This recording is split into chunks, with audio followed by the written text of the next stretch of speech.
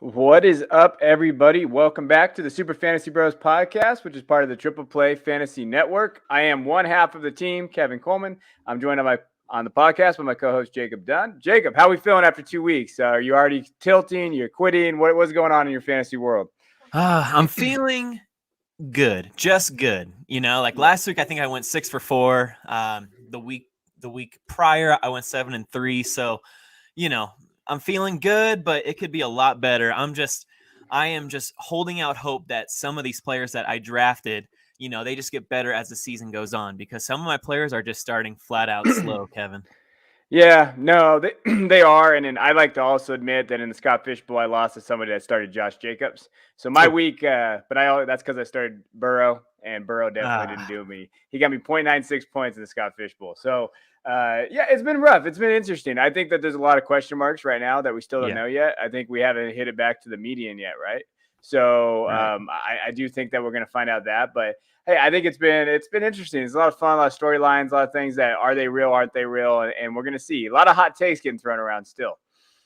Right, absolutely. Like, we just got a comment saying, "What's up with George Kittle from Snaps?" I mean, I don't know. I mean, like, something is going on in San Francisco. They're not very predictable, but they are still winning games. So as long as they're winning games, it might be a little bit confusing right now. But that's with a lot of players. A lot of our studs are just starting out slow. So I would just hold out hope that things get better, things start to normalize as we get further into the season. Yeah, hold out hope. Come on, Kittle. You're killing my leagues too. But what we're gonna go is we're gonna break down week 2 a little bit, but we want to jump into week 3. We're gonna go over a new segment with you guys, kind of talk about some sneaky picks that you guys can do, and just kind of give you a rundown of your fantasy leagues and give us some of our streamers and guys that we have. So let's get it going. Here we go.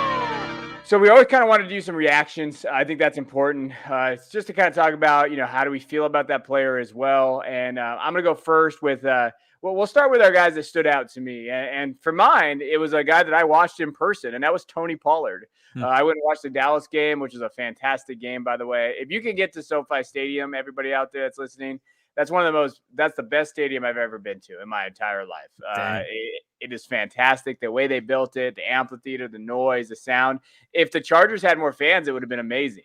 But for all the Cowboy fans there, it definitely was good there. But Tony Pollard had a great game. He had 13 attempts, 109 yards and touchdowns. He had 3 receptions and 31 yards. He was a running back 4 in PPR formats on Sunday, and he's a running back 11 overall. And you know what? With Tony Pollard is, and I'm gonna be honest, Jacob. Sometimes on when you watch the games on TV and stuff, you don't really notice the difference between the guys out there. When you watch it in person, like Pollard was a lot better than Zeke on Sunday. And you notice that the offense had that extra kind of gear with Pollard on that field. He hit holes faster, and especially Zeke. When you watch Zeke play and where you could see it, Zeke had a lot of open running room, but he just didn't hit the holes fast enough. Like, they closed too quick.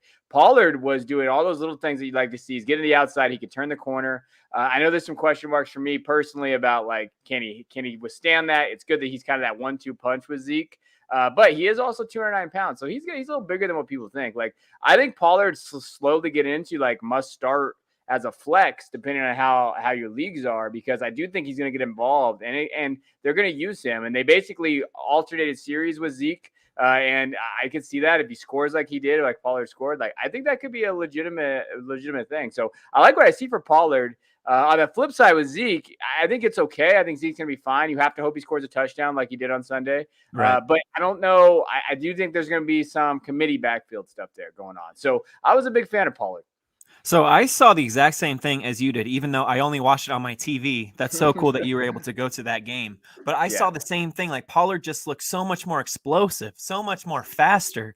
And Dak loved him in the passing game. So, I was going to bring him up as well. I'm glad that you did. I think that you can at least stash him if he is available. That is a no-brainer. If he is on your wire, stash him. He can be used as a flex in those negative game scripts, and the Cowboys should be in a few negative game scripts considering their defense. Now, they played well against the Chargers in LA, but Pollard still got a lot of run, even still. So I think, I don't know, Kevin, would you trust Tony Pollard in your flex in week 3? I mean, against the Eagles, I think it could be a Yeah. game like a shootout. The Eagles game is always tough. Monday night, it's there. I think you have to. I think that it depends on the roster, obviously. But I mean, if you're borderline right now, you got some injuries like we've seen, especially at that running back position, and you have a guy like Pollard who, obviously his first game when we look at what he did, he only put up 8 points in PPR formats, but he did get 4 targets. So realistically, I think what you're thinking is, okay, maybe he'll get those targets, he'll get those catches. And if he can add to the ground, which I do think they're going to give him a little bit, I think that he's a safe 10-point guy. Now, I wouldn't ever bank for more than that. So depending on where your flex is at, if you are okay with 10 points out of your flex, and then with the upside touchdown, if you can get that touchdown, maybe 14, then I think he's a safe play. But if you're looking for a higher ceiling, I don't know if you would go right to Pollard right away. That's fair. So the guy that stood out for me this week is Cortland Sutton. Now, we have been holding Cortland Sutton back because, he just didn't look right in the preseason. He's still rehabbing from the ACL tear that he suffered last season, but he looked strong this game. And Teddy Bridgewater targeted him 12 times out of the 34 pass attempts that he had. So over a third of the pass attempts Sutton got, and Sutton turned that into 9 catches for 159 yards. Sutton looked strong. Now, he did have an excellent matchup versus Jacksonville. We can take it with a little grain of salt, but Jerry Jeudy is out. And the Broncos need a wide receiver 1, and Sutton does fit that mold as a wide receiver 1. He's 6'4", 230 pounds. He looked good. This was like his coming out party because we just weren't sure when he was able to get his legs underneath him. It's a lot more mental than it is physical. So it seems like Sutton is over that mental hill. And he is ready. And he is ready to ball out for you. And with the Broncos missing Jeudy, like I said earlier, he should get a lot of targets moving forward. I think that Sutton can be relied upon as a low-end wide receiver 2 with upside. And he was a value, right? Like when we were talking about drafting, because people were worried about that ACL. And I like their game script. They got the Jets. I think that's a good game for you guys. Like I do think that you're going to see him go off there. I mean, hey, the Broncos could be 3-0. Jacob, you you happy over there? You think you can get that W?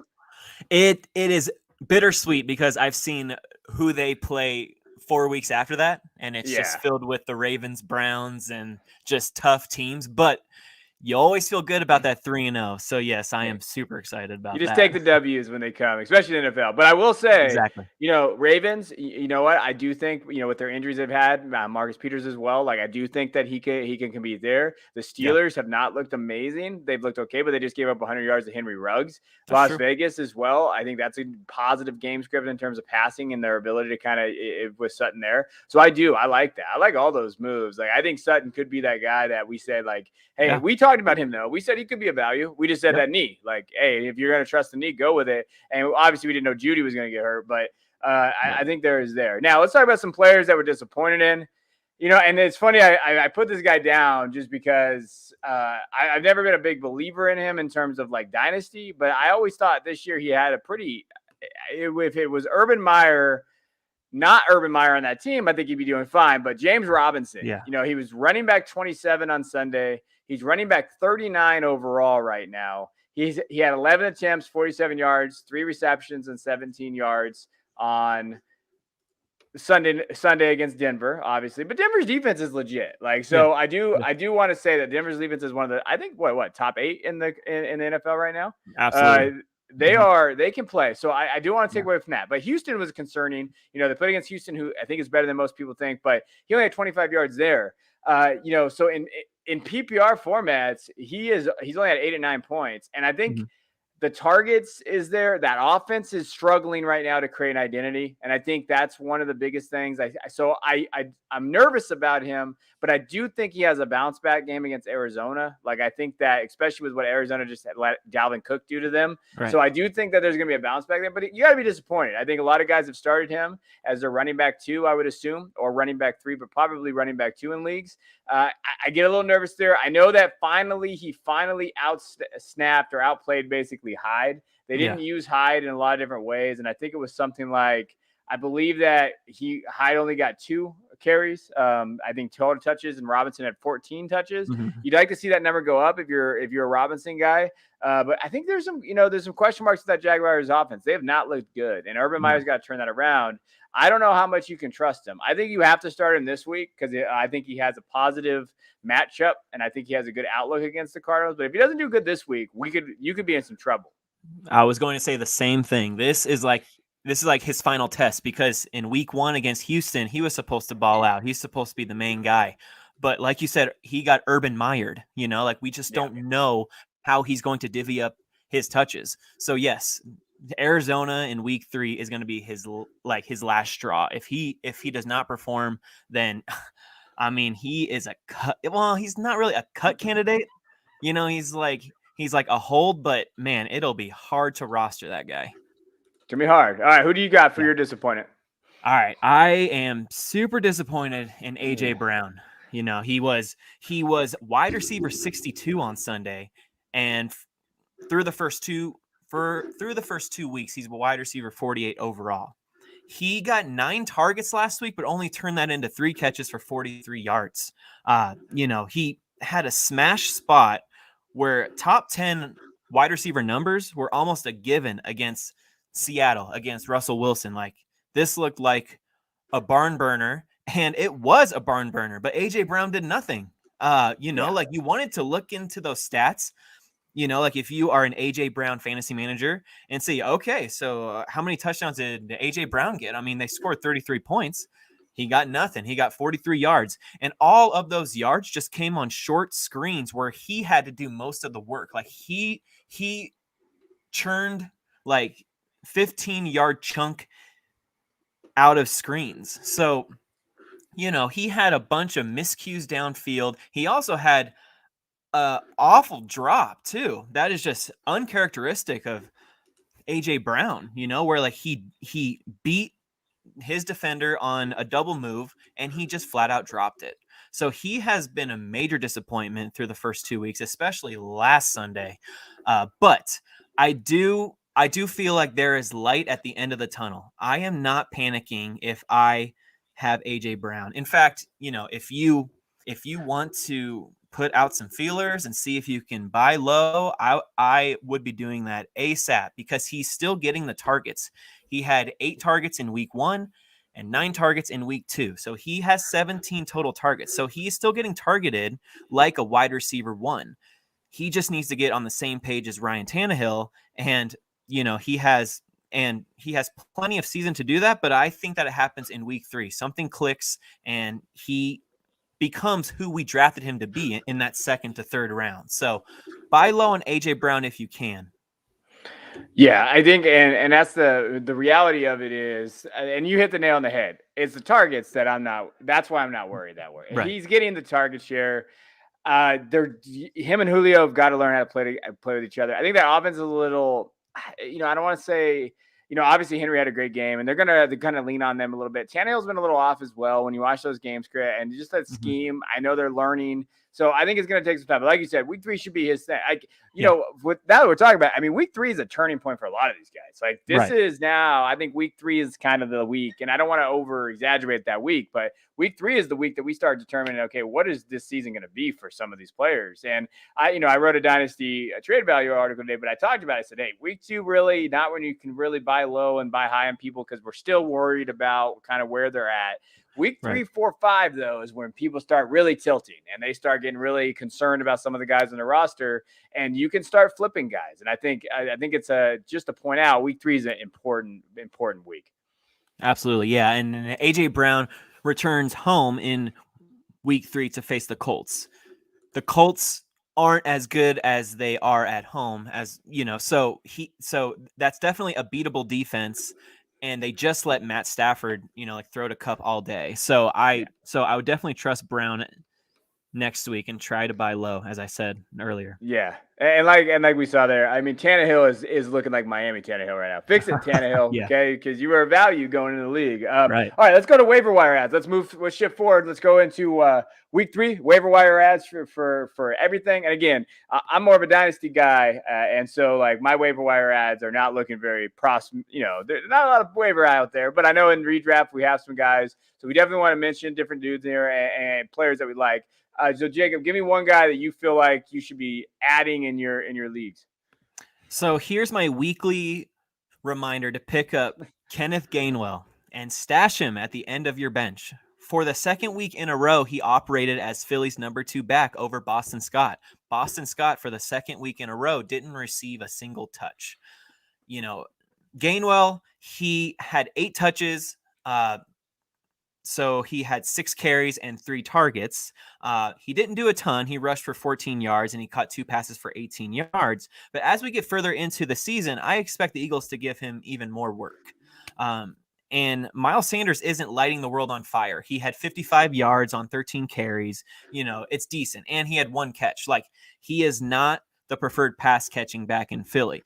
Kenneth Gainwell is. And as they get further into the season and as Gainwell gets more comfortable in the offense, I think that he's going to be even more integrated into this offense, and Philly should find themselves down in a lot of games moving forward. So I really like Gainwell. I think you guys should find him and stash him and then reap the benefits later. I do like him as a sneaky star. I didn't add him to our list later, but the Cowboys, as a Cowboys fan, they have Van Der Esch and, Jalen Smith out there who are terrible linebackers. They struggle in coverage and they're going to be matched up with these running backs, especially Gainwell. Yeah. And unless, and I'm pretty sure based on our injuries and what we're going, I think Parsons is going to be playing D end a little bit too. So we don't have really any linebacker I trust guarding any of these running backs out of the backfield. So you could also see kind of a blow up this week from those guys. I hope it doesn't happen as a Cowboy fan, but for fantasy purposes, they really struggle with that linebacker core. So Gainwell could even be, if you're struggling with injuries, a lot of things going on, there is a chance that he's going to get some pepper with targets because the Cowboys can't guard that position. And you saw it last week with Eckler. They didn't use him as much. I think they're doing the new shift, but it was hard to watch my Cowboys guard people out in space. It can be challenging. Yeah. I like that call. Kenneth Gainwell as a PPR flex play. I like that a lot against the Cowboys. Been on your roster, depending on how hurt you are out there. One of the guys that I'll say is James White. Man, I think he's reliable. I do think that when you looked at it, I think he's like around 36% owned or 34% roster in the leagues out there. To me, it's about PPR though. So you're not touching James White in any other format but PPR. Agreed. I know he scored a touchdown last week, but that's going to be an outlier for me personally. But he has 13 targets already. So when you're looking at his targets and what they're going to be able to do there, I think that's going to be there. Rhamondre Stevenson is dealing with kind of an injury, and he's kind of in the doghouse because of the fumble that he had. I could see them using White as Harris's 1A to 1B, and if he gets those targets, and he's been super efficient. 6 targets last week, 6 catches. 7 targets week 1, 6 catches. 49 yards, 45 yards, and he's done well. And when you're looking at kind of where he's finished at, I think he's the perfect guy to kind of grab. I'm a big fan of James White. Yeah, I love that call. I was upset as a Damian Harris fantasy manager when he vultured that touchdown, but he looked good. He looked spry. He looked very elusive, and even in a positive game script against the Jets when they were destroying him, he got plenty of work. I mean, he got 11 touches. So, you should imagine if the Patriots ever get down in a negative game script, he's going to get 15 plus touches. So I love that call. Yeah, can we all also stop doing the JJ Taylor thing? Can we please just, as a collective group, I know. Get over stop propping JJ Taylor up? I don't understand that love. All right, well, give me another guy that you think that we should be adding. Okay, another guy. If he was dropped, check your waiver wire. Is Darnell Mooney, which is your boy Kevin that you have been clamoring for people to buy low on in a dynasty league and to draft as your late round flyer. If you did that, please hold on because Andy Dalton is hurt. And it's looking like he's going to miss week 3, which means that Justin Fields is in. And when Justin Fields took over for Andy Dalton last week, Darnell Mooney led the team in targets and in yards, all right, with Fields at quarterback. So I expect Mooney at least this week, because Coach Matt Nagy is very stubborn and has already said that it's Dalton's job when he is finally healthy. I think that he almost has to say that. I'm not putting much weight into that, because if Justin Fields just lights the world on fire, there's no way that they're turning back to Dalton. But, he's just covering his bases. But Fields is going to rely on a Darnell Mooney. And I think that Mooney is a fine wide receiver 3 play this week in half PPR or PPR formats. I think that Mooney is very sneaky and can definitely lead this Chicago team in targets and yards. He might not get a touchdown for you. He could. He has that upside. But if you're looking for catches and yards, I think that Mooney is a great play this week. Yeah, no, I'm a big fan of Mooney. It just depends on that quarterback situation. And I think that's like where you hit it on. Nagy's a pain in the ass. So all you out there that have to deal with him, because I really feel like it's got to be him. My goal, my hope is that Fields plays so well this weekend that he's not going to be able to start Dalton. So like Fields got to go earn that job now, because I do think there. And hey, for our purposes, we talked about Fields on this show.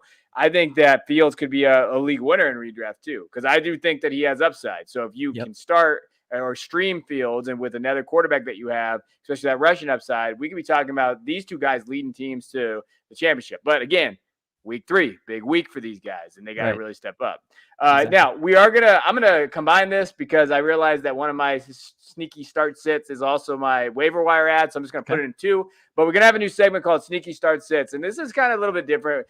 I think that it's important to get guys outside of, like, I don't want to say outside the top 10, but guys that we think that you should be starting or sitting based on just matchups and ideas, and just kind of our guys on the outside, because you could be having some waiver wire ads right now, or you could be having some roster, hey, who do I start here, who do I fit here, and we all have those questions. Well, I do too, like, so don't think I'm perfect. I make plenty of these mistakes. So here are some guys, like, to us that you should maybe consider starting. And this is also for me a waiver wire ad. That's Cordero Patterson from the Atlanta Falcons. He's only rostered in 13% of leagues. And this guy is just, it feels like Cordero Patterson has been around forever. And he's in 9th NFL season.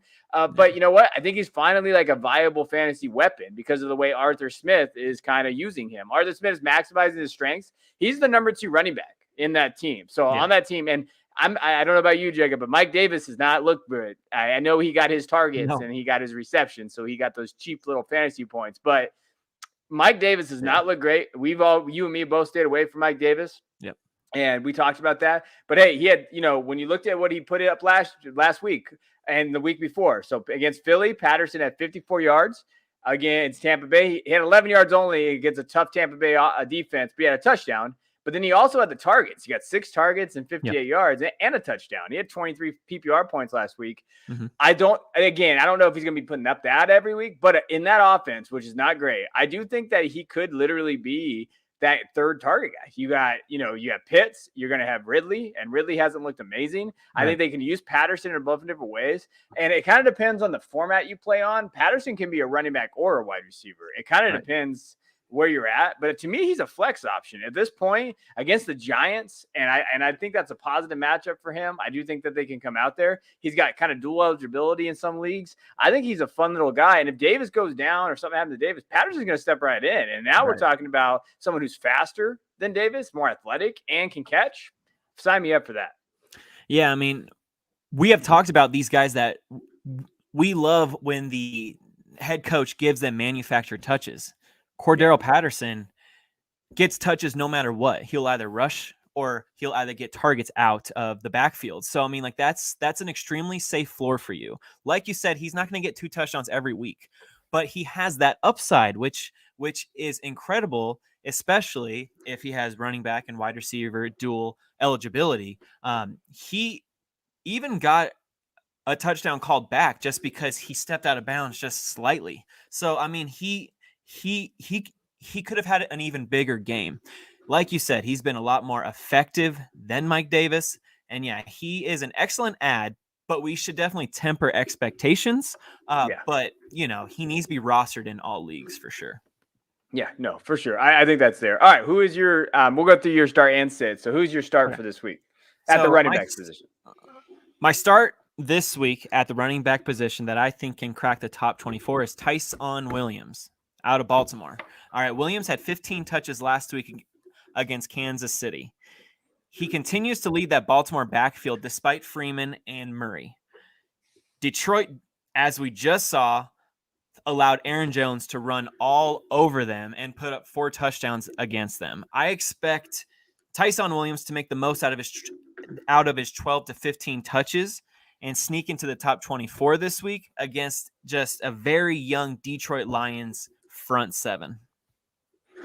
Okay. Yeah, I like that. I think, someone's got to run in that offense. It's not Latavius Murray. So it's got to be, they got to use some of these guys in there. They're coming off a big win. So I like that. Now, who's your sit? And this hurts me a little bit, Jacob. All right. I am sitting Joe Mixon wherever I can, guys. I'm sorry. He is traveling to Pittsburgh. All right. And he already showed last week. He showed that his floor is scary low. All right. He got 20 carries for 69 yards last week against Chicago. All right. He only got about seven fantasy points just because even in a PPR, he only got 1 target and 1 catch. All right. Volume always makes Mixon a must start, but it doesn't always mean he's going to produce. All right. He travels to Pittsburgh, and Pittsburgh is top 10 in rushing yards allowed already this season. All right. I have him outside my top 24 this week, and I would tread lightly. If I have any other options, I would go that way. But if you're playing DFS, I would stay far away from Mixon. Okay, so the only thing I will say is the usage is nice. And I think for me, 20 attempts in week 2, 29 in week 1. He had that touchdown. So I think that's kind of where I would go in terms of his targets. I would like to see maybe his targets come up. I don't think he's going to see his targets come up. So I would just say that you better have a better option, a legit better option if you're going to sit him. But I get it. I'm still a Mixon guy though. But you know what? He's going to tear up Jacksonville. So after week 3, you start right because that's how that works there. That's kind of how it works there. All right. Exactly. So let's go to our wide receivers, and we're going to bounce through some of these guys here. For me, I have a start in this one. It's Rondale Moore, and now this with a caveat. So Rondale Moore, he's averaging 14.3 yards after catch per reception. That is 4.8 yards more than any other NFL player this season so far. Wow. That is insane. Yeah. But I think the one thing about Rondae Moore you need to understand that he did it only on 28 offensive snaps. So that's less than half of the 61 plays that they did. So you really, with Rondale, it's a high ceiling play because he's got you're going to look at his yards per reception is great, but he's going to do that on minimum work. Now, that kind of concerns me a little bit. Not so much this week because they're playing Jacksonville. And I think with Jacksonville and that ability, I think all these Arizona wide receivers are going to feast on this defense. I think that they're going to score a lot of points, especially because, hey, their defense gave up 33 against Minnesota. So they're going to be in that game script where they got to put up points. I did like that he had 7 for 8 targets. He was efficient. He had 114 yards. We saw a touchdown. He had that long 77-yarder. He's explosive. But again, I know that you are basically going for that ceiling play. I don't mind him in the flex. I will take a shot with him based on just what he's looked. He's looked explosive there. He's better than AJ Green. He's better than Christian Kirk. We know that. But will they give him that? And we haven't really seen them manifest touches in the rushing attack, which I think they can. He did have a fumble, but he did catch a wide open touchdown pass. And I think that he's going to elevate himself over Kirk and those guys because I think he can be more consistent. So for me, I'll start him this week because of his matchup and is a flex ceiling play. Here are my thoughts on Rondale Moore. I think that he is incredible. I think that the Cardinals look for him on every single time he is on the field. Like you said, he's not even on the field for half of their snaps. But once he's on the field, they look his way. They want to give him the ball and just do what he does best. I mean, he is explosive. Yeah. You take away that broken play where he had that 77-yard touchdown. He got 6 catches for 36 yards. I think that could be his floor where it's probably 7 to 8 points in a PPR, which is fine. But he does have that upside. Like you said, he does have that broken play 77-yard touchdown upside. He could definitely do that because he is explosive. He runs routes well, and the Cardinals look for him. So I do like that play. But I do want to say, if you have the number one waiver or you have a bunch of money left on your fab, I wouldn't be spending up on him, and I wouldn't use my number one waiver on him. But if you have like a middle waiver or you have like 15 to 20 bucks, I would go for him. But I'll let someone else spend like 40, 50, 60 bucks on him because he is going to be a volatile option despite his explosiveness. Yeah, that's, you know what? Can we go on a side real quick? Because you mentioned something, and I haven't played redraft in a while. So when I do waivers, it's always blind bid, and I feel like blind bid is what it should be. So you have blind bid. If those of you that don't know, I know some people don't play in those type of leagues. $100, you put as much money as you want on a player. That's what you get for the season. I'm in my home league decided to do waiver wire priority, which is the worst way possible for like. I don't like it. Like, is there an argument for waiver wire priority being a good thing? I do it just because but it's only because I've been doing it for the past 15 years. It's all I know. And my league doesn't like to change. So I do like fab, but I'm just an old school guy like that, Kevin. Yeah, I just don't see why we do it anymore. Like, just give me $100 and then because Bob over there in accounting, who didn't look at his league forever, and now he gets the number one waiver priority, and then he just picks up the bet. Like, I feel like that's just not the way to do. Sorry, I was frustrated today, or last week I was frustrated because I didn't realize we were out there. I wanted to get Elijah Mitchell, and then it was waiver wire priority, and then I was second, even though I won. I don't know how they managed it, and I didn't get it to a guy that I know that he auto drafted his team, but then he just picked up Elijah Mitchell, and I'm like, that's not fair. Like, come on, let's do this. All right, anyway, sorry, I went to a side. But yeah, I agree with you on Rondale Moore. High ceiling play. I wouldn't waste a ton of money on him yet. Want to see that consistency. So let's go to your start of the week for wide receiver. All right, guys, let's look at Marquis Brown. All right, he looked great against Kansas City. He has looked great over the first 2 weeks. You know, he was reportedly nursing an ankle injury all last week, but he appeared fully healthy while securing 6 catches for 113 yards and a score last Monday night. So, you know, when last Sunday night, rather, sorry about that. So Marquis is starting to earn back that nickname Hollywood Brown. All right. And this week he has a soft matchup against the Detroit Lions. And I expect him to do a lot of damage in the first 3 quarters before the Ravens run the clock out in the 4th.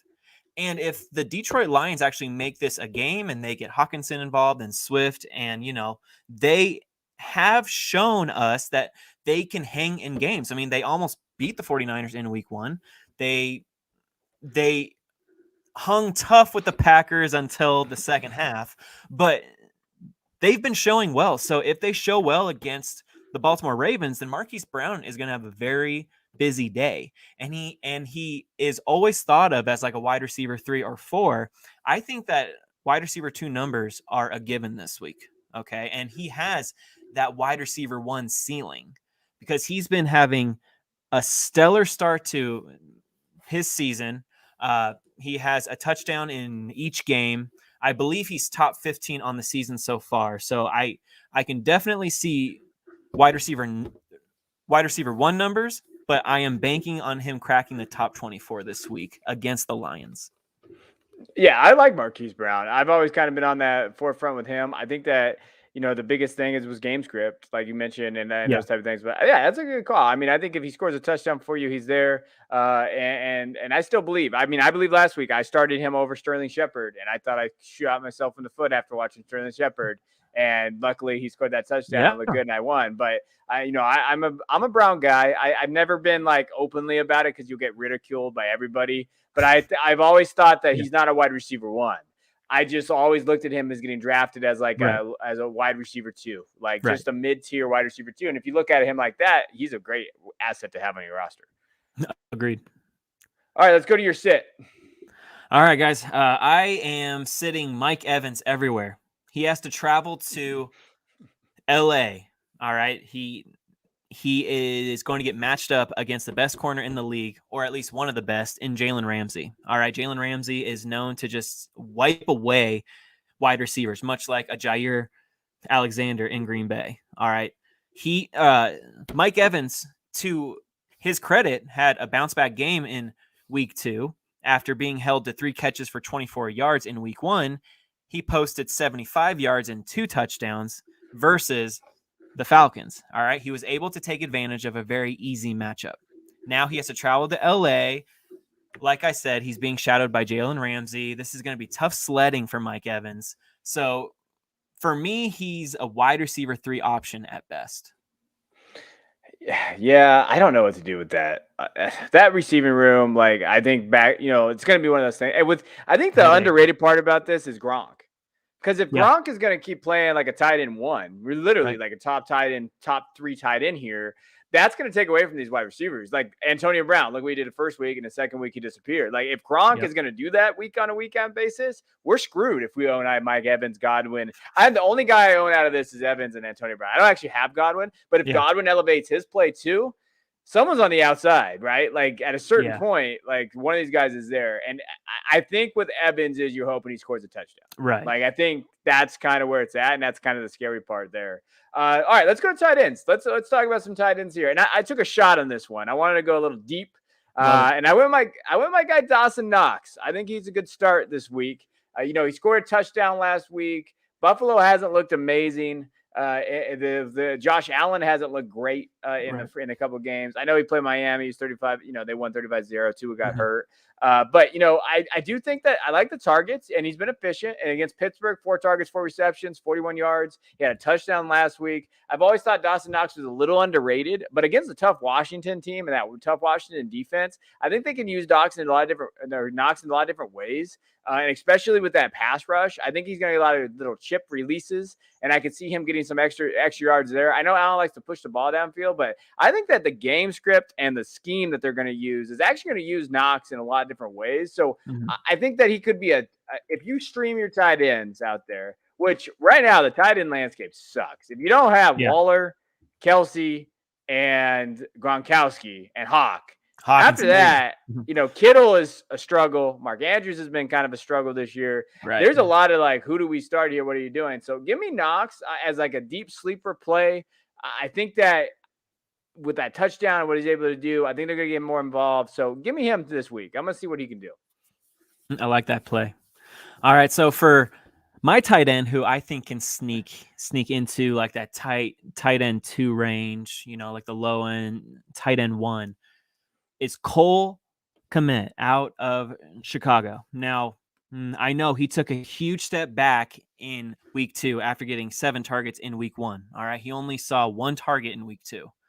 If Fields starts, I think that Cole has an excellent chance to put up at least high-end tight end 2 numbers, because we saw Justin Fields in the preseason. He looked backup tight end Jesse James's way a ton, and even connected with Jesse James on a few long touchdowns. And Fields needs to rely on a safety net here in his first start in week 3.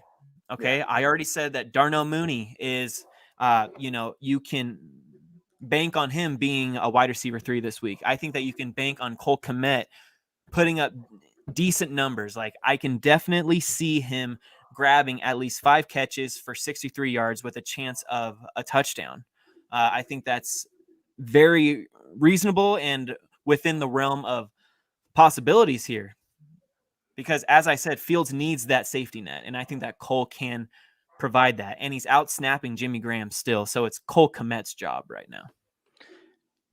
Yeah, I think that what he did last week kind of scared some people off. But I do like what you're talking about. I do think that's there. I just don't know. It depends on what Montgomery is, and if we believe in Darnell Mooney and we're moving Robinson, where these targets going, especially with Nagy is pretty. I don't want to say he doesn't like. I don't know. He's kind of reserved in his play calling sometimes, and he kind of steps back a little bit, a little vanilla. when it comes to this. He's very hesitant to kind of throw it out there. But yeah, that might actually work to Cole Kmet's favor, like you mentioned. Like he could get that. So yeah, again, we're taking some shots at some guys that obviously we're hoping for a positive game script and also where they're going to get involved and get those dump offs.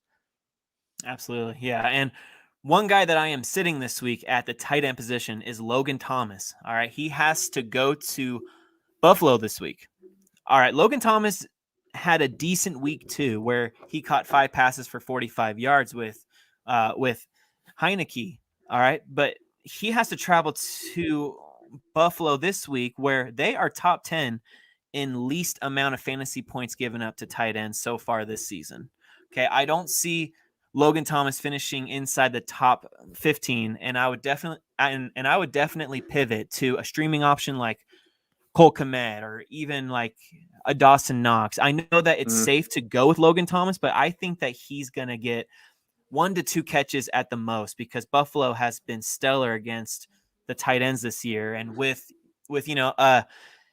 inexperienced quarterback like Taylor Heineke, he showed some promise, but now he's traveling to Buffalo. I mean, this is going to be a huge test for him. I think he's going to cling on to Terry McLaurin. I don't think that Logan Thomas is going to get those opportunities that you expect him to. So I would definitely shy away from Logan Thomas this week.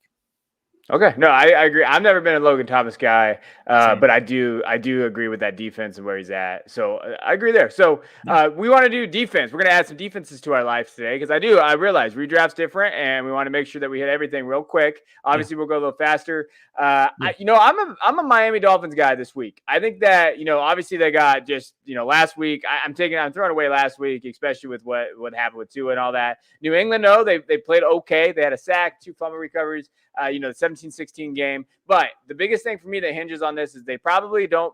Raiders might not have Josh Jacobs, and Carr is injured as well. I think Carr will go, but if they get some pressure on him, maybe they can knock him out of the game or whatever. Like depending on injuries in that Raider offense, I think that we could see the Dolphins come out and actually have a pretty good game. So I'm going to go with the Dolphins as a start.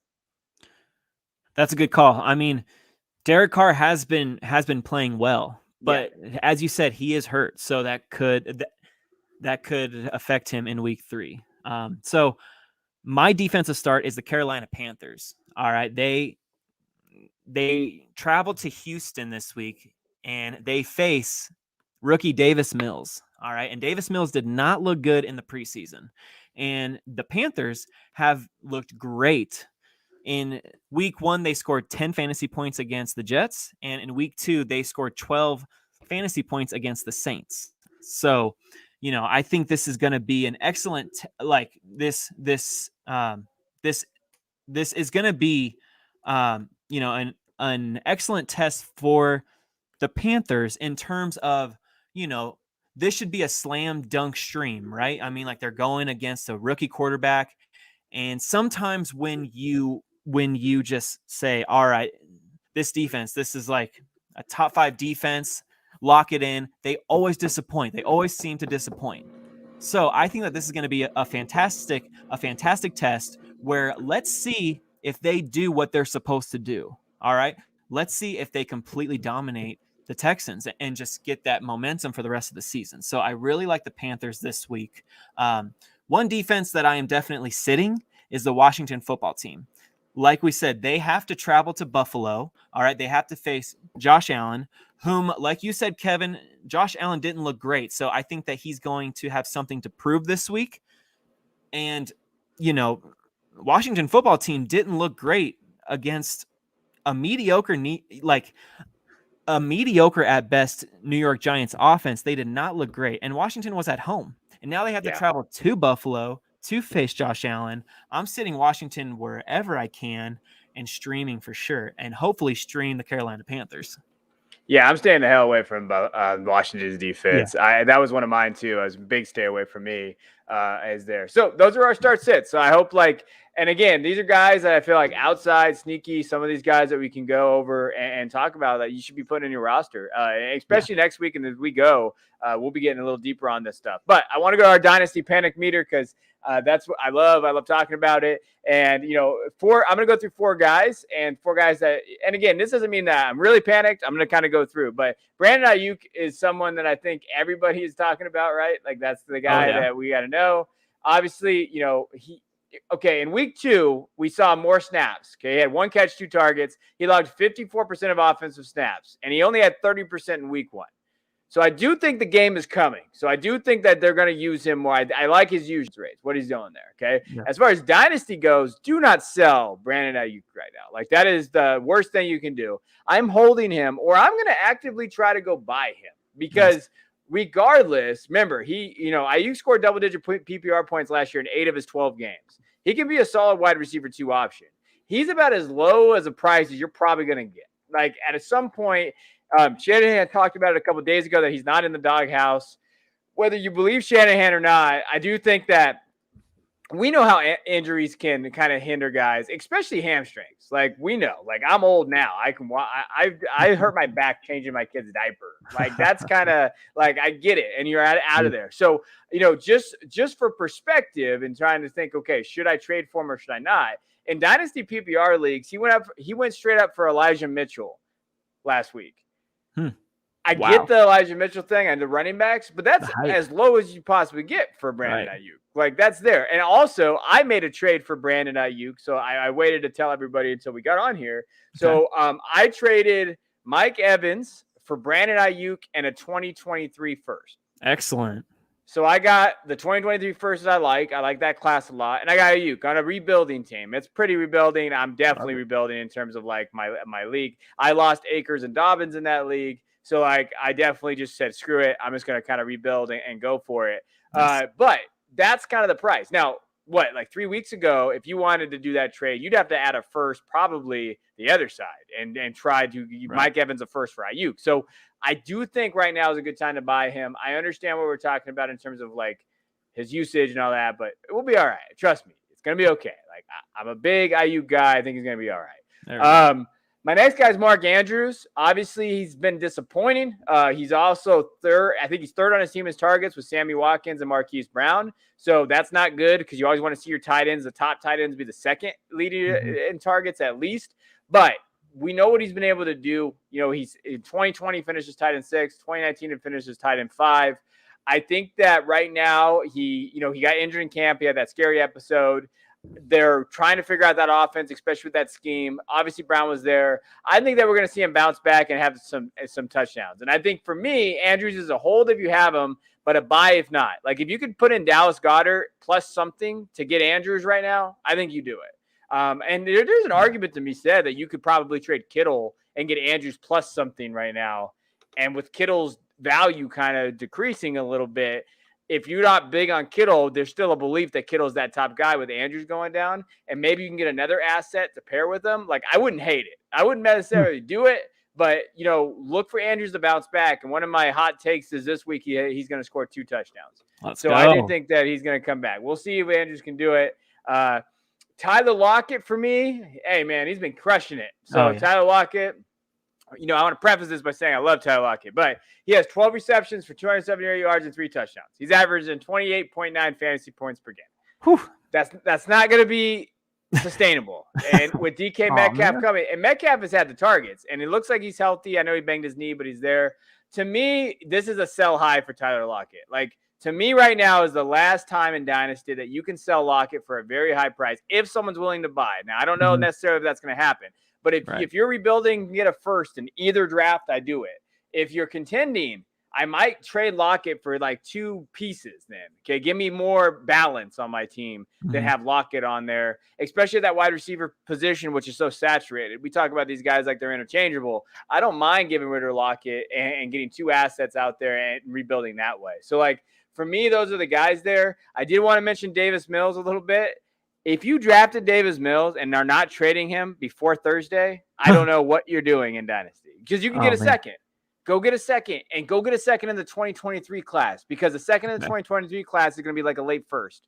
Go get a second for Davis Mills in the 2023 class right now, because he's not going to be the long-standing option. There's even rumors about Watson, and we know these NFL teams can't handle themselves. If they don't struggle on Thursday, I guarantee you, if Tyrod's not coming back, Watson is going to be out there somehow. And I don't know how, because as a Cowboy fan, I'm going to be pissed because Zeke got suspended for way worse stuff, or I mean, way worse than, for what he did.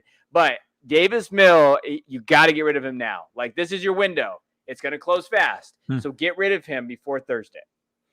Fantastic, Kevin. I mean, Brandon Ayuk, buy Brandon Ayuk, buy Mark Andrews, or hold.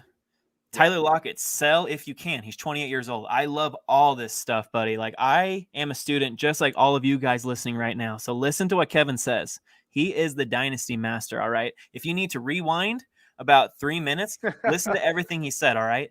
And take advantage, all right? This knowledge is gold, all right, guys? So take advantage and buy these guys low and sell, hold, do what you got to do. Yeah, I mean, Dynasty Master. I don't know about that. Master. There is someone on Twitter that calls himself that, and I wouldn't call that person a master either. But let's go to your QB streamers. Let's get into there, and let's talk about kind of who you streaming this week. All right, my quarterback streamers for week 3. First up, I got Daniel Jones. He is at home against the Atlanta Falcons. All right. He is managed in 23% of Sleeper and 20% of Yahoo. Danny Dimes is a 5th ranked quarterback through the first 2 weeks of the season. All right. Let that sink in.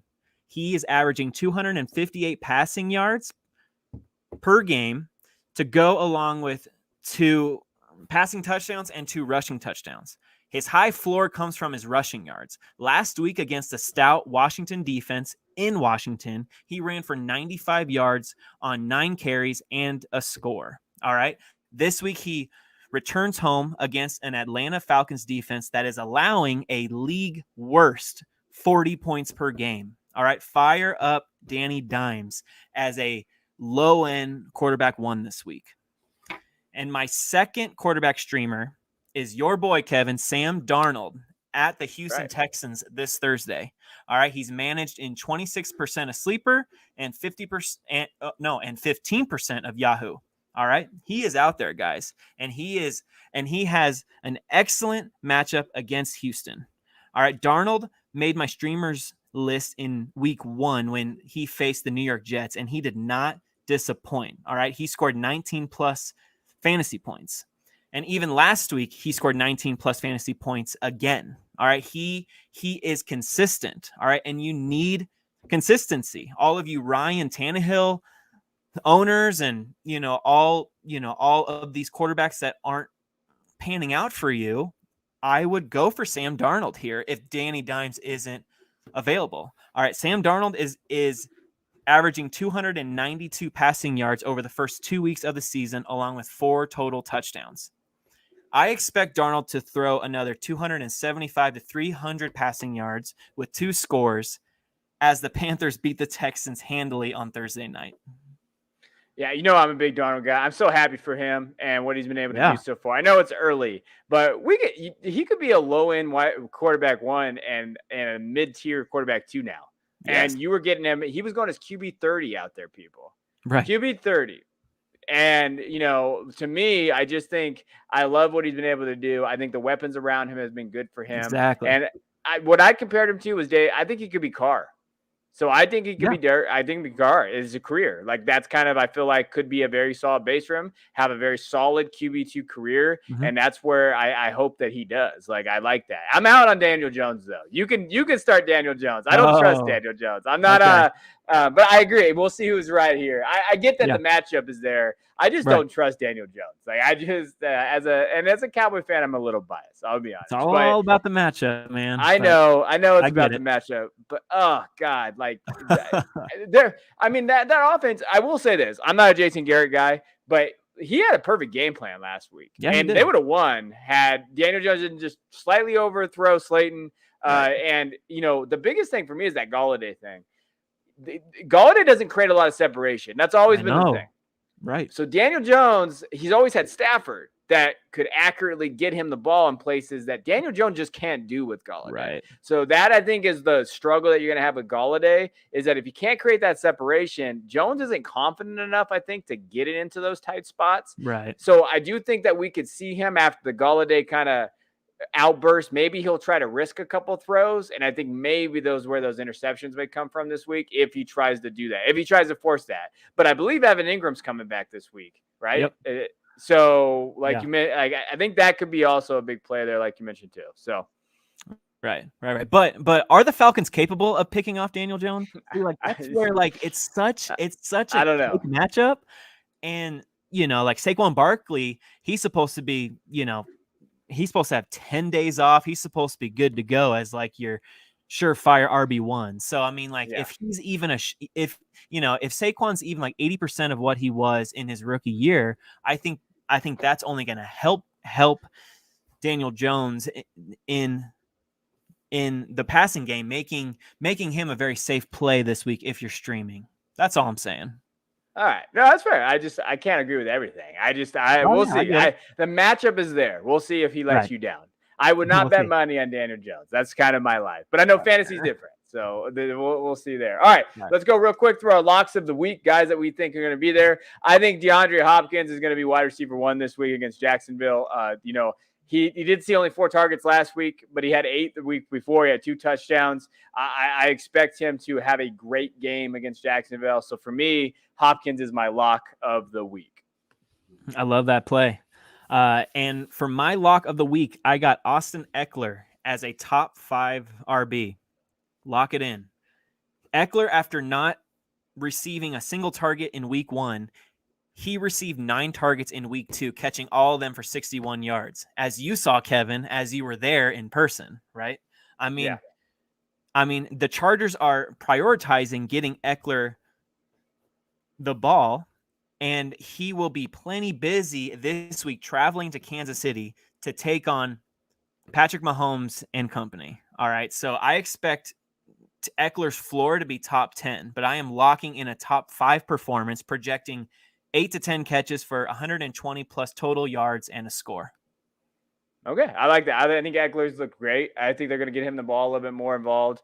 I agree. I agree there. All right. Well, hey, I appreciate everybody that tuned in today. This is our 16th episode, so we do appreciate you guys coming in, and can't believe it's already been 16 episodes. Yeah. And as always, hey, hit us with advice. Find us on Twitter. You can find mine at @theboys_22. Jacob's at ain't done yet. So do take a look there. Hit us up there. Ask some questions, start sits, all of that. Be sure to check out Jacob. He also has a start sit show with our fearless leader, David Mendelson, on Sunday mornings, and they're answering all your questions, even non-fantasy related. It's amazing. So take a look there. But I appreciate you guys. Jacob, you got anything else?